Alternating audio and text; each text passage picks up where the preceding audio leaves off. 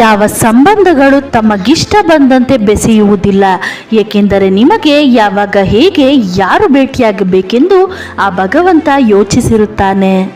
ಮಾನ ಮತ್ತು ಸನ್ಮಾನದ ವಿಷಯದಲ್ಲಿ ಒಂಟಿಯಾಗಿರಬೇಕು ಎಂದರೆ ಇದ್ದು ಬಿಡಿ, ಆದರೆ ಯಾರ ಮುಂದೆಯೂ ನಿಮ್ಮನ್ನು ನೀವು ಒಡೆದು ಹೋಗಲು ಬಿಡಬೇಡಿ. ನಿಮಗೆ ನೀವು ಸನ್ಮಾನ ಕೊಟ್ಟರೆ ಮಾತ್ರ ಬೇರೆಯವರು ನಿಮಗೆ ಮಾನ ಕೊಡಲು ಸಾಧ್ಯ. ಯಾರು ನಿಜವಾದ ಪ್ರೀತಿಯಲ್ಲಿ ಬಿದ್ದಿರುತ್ತಾರೋ ಅವರು ಸಣ್ಣ ಪುಟ್ಟ ವಿಷಯಗಳಿಗೂ ಹೊಟ್ಟೆ ಕಿಚ್ಚು ಪಡುತ್ತಾರೆ ಎಂದು ಒಂದು ರಿಸರ್ಚ್ನ ಪ್ರಕಾರ ಸಾಬೀತಾಗಿದೆ. ವಿಶ್ವಾಸ ಮತ್ತು ನಿಮ್ಮನ್ನು ನೀವು ಸಮರ್ಪಿಸಲು ಇಬ್ಬರು ಆತ್ಮೀಯ ಗೆಳೆಯರು ಸಾಕು. ಹೆಚ್ಚು ಜನಗಳ ಗೆಳೆತನ ಇದ್ದರೆ ನಿಮಗೆ ಮಾನಸಿಕ ಖಿನ್ನತೆ ಆಗಬಹುದು ಮತ್ತು ಒತ್ತಡ ಹೆಚ್ಚಾಗಬಹುದು. ಕೇವಲ ಜನರು ನಿಮ್ಮನ್ನು ದ್ವೇಷಿಸಲು ಕಾರಣವೆಂದರೆ ಅವರು ಏನಾಗಬೇಕು ಎಂದು ಬಯಸಿರುತ್ತಾರೋ ಅದರ ಪ್ರತಿಬಿಂಬ ನೀವಾಗಿರುತ್ತೀರಿ. ತುಂಬಾ ದುಃಖದಲ್ಲಿರುವಾಗ ಕಣ್ಣೀರನ್ನು ಹಿಡಿದಿಟ್ಟುಕೊಂಡು ಸಾಮಾನ್ಯ ರೂಪದಲ್ಲಿ ನೀವು ವರ್ತಿಸಿದರೆ ಅದು ನಿಮ್ಮ ಮೆದುಳು ಮತ್ತು ಹೃದಯದ ಮೇಲೆ ಒತ್ತಡವನ್ನು ಹಾಕುತ್ತದೆ. ಆದ್ದರಿಂದ ದುಃಖವಾದಾಗ ಅತ್ತು ಬಿಟ್ಟರೆ ಆರೋಗ್ಯವಾಗಿರುತ್ತೀರಿ. ಒಬ್ಬ ವ್ಯಕ್ತಿಯ ಜೊತೆ ನೀವು ಯಾವಾಗಲೂ ಮಾತನಾಡುತ್ತಿದ್ದರೆ ಅವರ ಪ್ರೀತಿಯಲ್ಲಿ ಬೀಳುವ ಸಂಭವ ಹೆಚ್ಚಿರುತ್ತದೆ. ಜವಾಬ್ದಾರಿಗಳು ಮನುಷ್ಯನನ್ನು ಸಮಯಕ್ಕಿಂತ ಮುಂಚೆ ಪ್ರಬುದ್ಧನನ್ನಾಗಿಸುತ್ತದೆ. ಸಮಯವನ್ನು ಎಲ್ಲ ತುಂಬಾ ಇಷ್ಟಪಡುತ್ತಾರೆ, ಆದರೆ ಸಮಯವನ್ನು ತುಂಬಾ ತಪ್ಪಾಗಿ ಉಪಯೋಗ ಮಾಡಿಕೊಳ್ಳುತ್ತಾರೆ. ತ್ಯಾಗವಿಲ್ಲದೆ ನಮಗೆ ಏನನ್ನು ಗಳಿಸಲು ಸಾಧ್ಯವಿಲ್ಲ. ಒಂದು ಶ್ವಾಸವನ್ನು ತೆಗೆದುಕೊಳ್ಳುವ ಮೊದಲು ಇನ್ನೊಂದು ಶ್ವಾಸ ಬಿಡಲೇಬೇಕು. ಶರತ್ಕಾಲದಲ್ಲಿ ಕೇವಲ ಮರದ ಎಲೆಗಳು ಉದುರಿ ಬೀಳುತ್ತವೆ, ಆದರೆ ಒಬ್ಬರ ಮನಸ್ಸಿನಿಂದ ಕೆಳಗೆ ಇಳಿಯಲು ಯಾವ ಕಾಲವೂ ಇರುವುದಿಲ್ಲ. ಒಂದೇ ಸಮಯದಲ್ಲಿ ಇಬ್ಬರು ವ್ಯಕ್ತಿಗಳನ್ನು ಪ್ರೀತಿ ಮಾಡಿದಾಗ ಪ್ರೀತಿಯ ತೀವ್ರತೆಯಲ್ಲಿ ವ್ಯತ್ಯಾಸ ಇರುತ್ತದೆ. ಜೀವನದಲ್ಲಿ ಬಿರುಗಾಳಿ ಅವಶ್ಯಕವಾಗಿದೆ. ಇದರಿಂದ ಗೊತ್ತಾಗುತ್ತೆ ಯಾರು ಕೈ ಬಿಟ್ಟು ಹೋಗುತ್ತಾರೆ, ಯಾರು ಹಿಡಿದು ನಿಲ್ಲುತ್ತಾರೆ ಎಂದು. ಹೃದಯವನ್ನು ಹಂಚುವುದಕ್ಕಿಂತ ಒಂದು ಸಸಿಯನ್ನು ಹಂಚಿ, ಯಾಕೆಂದರೆ ಅವುಗಳು ಗಾಯ ಮಾಡುವುದಿಲ್ಲ, ನೆರಳನ್ನು ನೀಡುತ್ತವೆ. ಕಣ್ಣಲ್ಲಿ ಎಷ್ಟೇ ನಿದ್ದೆ ಇದ್ದರೂ ಮಲಗಬೇಡ. ಈ ಸಮಯದಲ್ಲಿ ಏನಾದರೂ ಸಾಧಿಸು. ಈ ಸಮಯವನ್ನು ಕಳೆದುಕೊಳ್ಳಬೇಡ. ಏನು ಪ್ರಾಪ್ತವಾಗಿದೆಯೋ ಅದೇ ಪರ್ಯಾಪ್ತವಾಗಿದೆ. ಈ ಎರಡು ಶಬ್ದದಲ್ಲಿ ಲೆಕ್ಕವಿಲ್ಲದಷ್ಟು ಸುಖವಿದೆ. ನಾವು ಎಷ್ಟು ಮುಕ್ತರು ಎಂದರೆ ದುಃಖ ಬಂದಾಗ ಸಿಕ್ಕಾಕೊಂಡ್ಬಿಡ್ತೇವೆ, ಸಂತೋಷ ಬಂದಾಗ ಕಳೆದೇ ಹೋಗಿಬಿಡ್ತೇವೆ. ಯಾರ ಆರೋಗ್ಯ ಸರಿ ಇಲ್ಲವೋ ಅವರನ್ನು ನಿಮ್ಮೊಂದಿಗೆ ಇಟ್ಟುಕೊಳ್ಳಿ, ಆದರೆ ಯಾರ ನಿಯತ್ತು ಸರಿಗಿಲ್ಲವೋ ಅವರೊಂದಿಗೆ ಎಂದಿಗೂ ಇರಬೇಡಿ. ಯಾರ ಯಶಸ್ಸನ್ನು ತಡೆಯಲು ಸಾಧ್ಯವಿಲ್ಲವೋ ಅವರೇ ಅಪಪ್ರಚಾರವನ್ನು ಶುರು ಮಾಡಿಬಿಡುತ್ತಾರೆ. ನಿಮ್ಮ ಕರ್ಮಗಳೇ ನಿಮ್ಮ ಗುರುತು, ಯಾಕೆಂದರೆ ಒಂದೇ ಹೆಸರಿನ ಸಾವಿರಾರು ಜನ ಸಿಗುತ್ತಾರೆ. ಎಲ್ಲಿಯವರೆಗೆ ನೀವು ನಿಮ್ಮ ಕಷ್ಟಗಳಿಗೆ ಮತ್ತು ಸಮಸ್ಯೆಗಳಿಗೆ ಬೇರೆಯವರನ್ನು ದೂಷಿಸುತ್ತೀರೋ ನಿಮ್ಮ ಸಮಸ್ಯೆಗಳು ಅಲ್ಲಿಯವರೆಗೆ ಪರಿಹಾರವಾಗುವುದಿಲ್ಲ. ಯಾರ ಮೇಲೆ ನಿರೀಕ್ಷೆ ಇಟ್ಟುಕೊಂಡಿರುತ್ತೇವೆಯೋ ಅವರೇ ನಮ್ಮ ಹೃದಯವನ್ನು ನೋಯಿಸಿದಾಗ ಈ ಜಗತ್ತಿನ ಮೇಲಿನ ವಿಶ್ವಾಸವೇ ಹಾರಿ ಹೋಗಿಬಿಡುತ್ತದೆ.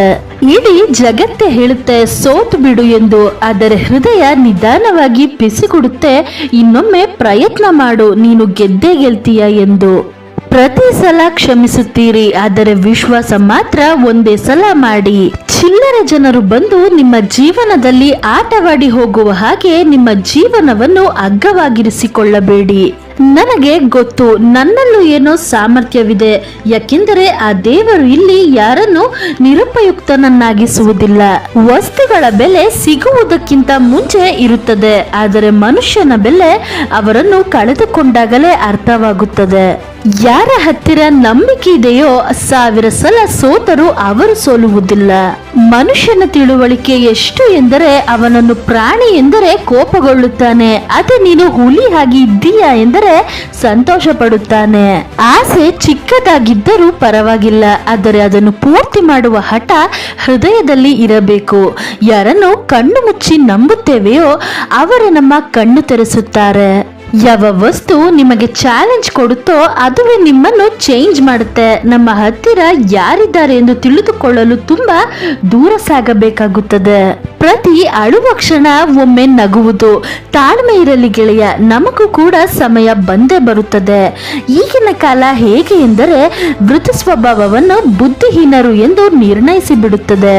ಒಂದು ಸಂಬಂಧ ಮುದುಡಿ ಹೋಗಲು ಕಾರಣವೆಂದರೆ ಇಬ್ಬರ ನಡುವಿನ ಸಮಸ್ಯೆಯನ್ನು ಯಾರೋ ಮೂರನೆಯವರು ಬಂದು ಬಿಡಿಸಲು ಪ್ರಯತ್ನಿಸಿದಾಗ.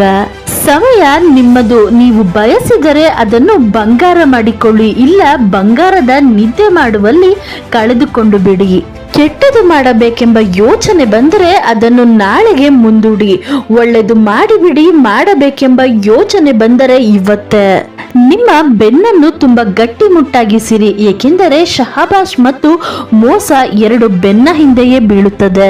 ಬೇರೆಯವರ ಕೆಟ್ಟ ಪರಿಸ್ಥಿತಿಯನ್ನು ನೋಡಿ ನಗುವವರೇ ಒಂದು ಮಾತು ನೆನಪಿಡಿ. ಯಾವಾಗ ಸಮಯ ಬೇಟೆಯಾಡಲು ಶುರು ಮಾಡುತ್ತದೆಯೋ ಅದು ದಾಳಿ ಮಾಡುತ್ತದೆ. ನಂಬಿಕೆ ಯಾವತ್ತೂ ನಮ್ಮನ್ನು ಬಿಟ್ಟು ಹೋಗುವುದಿಲ್ಲ, ನಾವು ಅದನ್ನು ಬಿಟ್ಟು ಹೋಗುತ್ತೇವೆ.